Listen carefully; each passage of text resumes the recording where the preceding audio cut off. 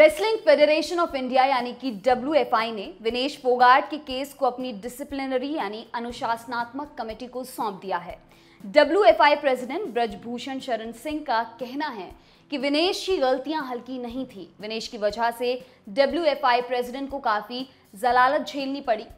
यहां तक कि अगर विनेश मेडल जीत भी जाती तो हो सकता था कि उनका मेडल वापस ले लिया जाता। ब्रजभूषण का दावा है कि विनेश फोगाट द्वारा तय जर्सी ना पहनने के चलते उन्हें रेसलिंग की ICC यानी यूनाइटेड वर्ल्ड रेसलिंग UWW और इंटरनेशनल ओलंपिक कमेटी यानी कि IOC के लोगों को जवाब देना पड़ा।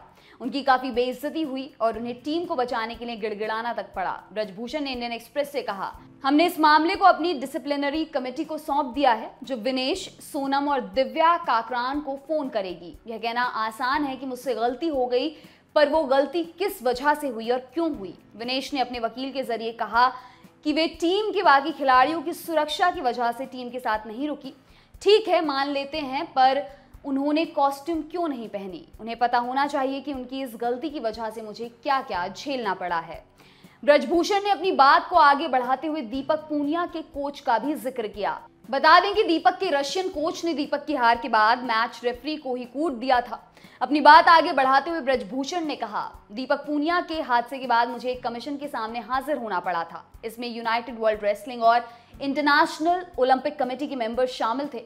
यहाँ बड़ी मुश्किल से मैं अपनी टीम को डिस्क्वालीफाई होने से बचा पाया। मैंने कहा कि हमारे किसी भी खिलाड़ी ने कभी कोई रूल नहीं तोड़ा है।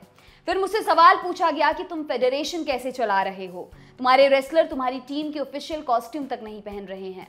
अगर वे मेडल जीत भी जाती तो भी उन्हें मेडल खोना पड़ सकता था। यह कोई छोटा कांड नहीं है। मुझे उनके सामने मिन्नतें करनी पड़ी, गिड़गिड़ाना पड़ा। भारत की कुश्ती एक पहलवान के दम पर नहीं है। हमें पक्का करना है कि कोई और ऐसी गलती ना दोहराए। ब्रजभूषण ने विनेश के इस मैटर के बाद सरकारी टारगेट ओलंपिक्स पोडियम स्कीम के साथ साथ ओलंपिक्स गोल्ड क्वेस्ट और JSW स्पोर्ट्स जैसी प्राइवेट बॉडीज को भी साफ चेतावनी दी है। इसके अलावा उन्होंने टॉप्स को भी चेतावनी दी है कि किसी भी खिलाड़ी पर कोई भी फैसला लेने से पहले उन्हें चीफ कोच और फेडरेशन को बताना पड़ेगा।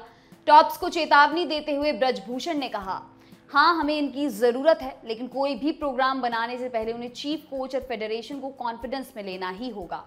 वहीं OGQ और JSW जैसी प्राइवेट बॉडीज के बारे में उन्होंने कहा, हमें OGQ और JSW की कोई ज़रूरत नहीं है। उन्होंने हमारे 3 रेसलर्स को खराब कर दिया है, जिनका मैं नाम नहीं लूंगा। जब भारत सरकार एथलीट्स पर पैसा खर्च करने को तैयार है तो हमें इनकी क्या ज़रूरत? ये जूनियर रेसलर्स की मदद कर सकते हैं जिन्हें सच में मदद की ज़रूरत है, ना कि सिर्फ उनकी जो बड़े मेडल जीतने के करीब हों। ये उतना खर्च नहीं कर रहे जितना सरकार कर रही है। भारत सरकार ने लगभग 85 करोड़ रेसलर्स पर खर्च किए हैं। समस्या यह है कि मुझे सूचना ही नहीं देते कि प्रैक्टिस पार्टनर के रूप में किसे भेज रहे हैं। इन संस्थाओं से जुड़े रेसलर्स को मैं बिल्कुल भी खेलने नहीं दूंगा।